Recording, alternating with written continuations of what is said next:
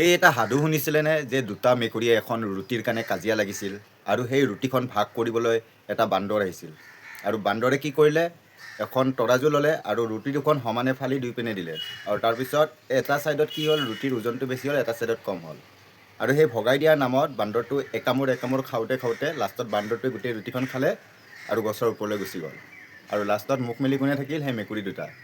হিন্দু মুছলমান এইবিলাক কৰিও ঠিক আমাৰ এনেকুৱাই হৈ আছে। আমি মাজত হিন্দু মুছলমান কৰি কাজিয়া লাগি আছোঁ আৰু মাজতে এই বহিৰাগত বিহাৰী মানুহ মাৰোৱাৰী মানুহ এইবিলাক মানুহ আহি কেনে অসমখন খুলি খালে। এতিয়া বিহাৰী বুলি ক'লে কিছুমানে মোক বেয়া পাব, কাৰণ মোৰ বহুত লগৰ আছে বা ওচৰে পাঁজৰে বহুত মানুহ আছে যিবিলাক বিহাৰী সম্প্ৰদায়ৰ, কিন্তু মই সকলো মানুহকে কোৱা নাই।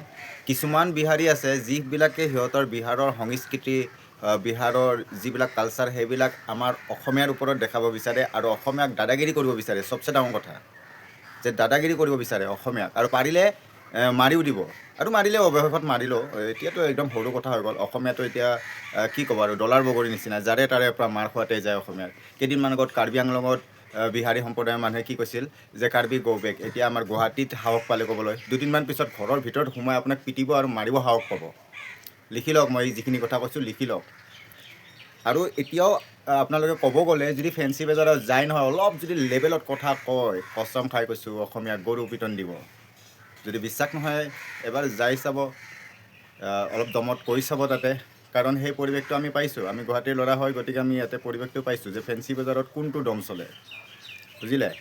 এতিয়া অসমীয়া আৰু খিলঞ্জীয়া বুলি কয় ফেচবুকডালতে এতিয়া চিঞৰি লাভ নাই আৰু আমাৰ অসমীয়াখিনি এনেকুৱাই যে দুদিনমান খুব উত্তপ্ত, খুব একদম জজ থাকিব আৰু দুদিন পিছত একেবাৰে ঠাণ্ডা। লাও খোৱা অসমীয়া বুলি এনেই নকয় আমাক, সঁচা কৈছোঁ।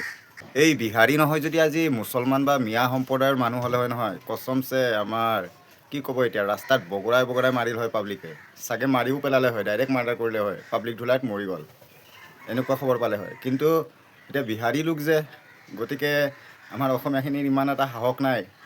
এতিয়া অলপ গৰম হৈ আছে, দুদিন পিছত ঠাণ্ডা হৈ যাব। পাহৰি যোৱা অভ্যাসটো আমাৰ অসমীয়াৰ কিন্তু বহুত ধুনীয়া আছে, ধুনীয়া গুণ মানে এইটো এটা, হয়নে নহয়? দুদিন পিছতে পাহৰি যাব।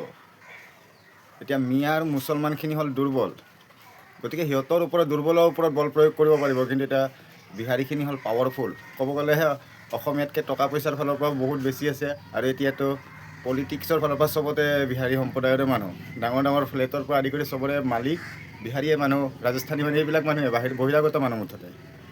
এতিয়া সিহঁতক কিন্তু ক'বলৈ সাহস নাই। দুদিনমান এতিয়া অলপ হাল্লা হ'ব, তাৰপিছত ঠাণ্ডা হৈ যাব। পাহৰি যোৱা অভ্যাসটো কিন্তু আমাৰ ক'ব লাগিব একদম গ্ৰেট, মানে বহুতেই ভাল।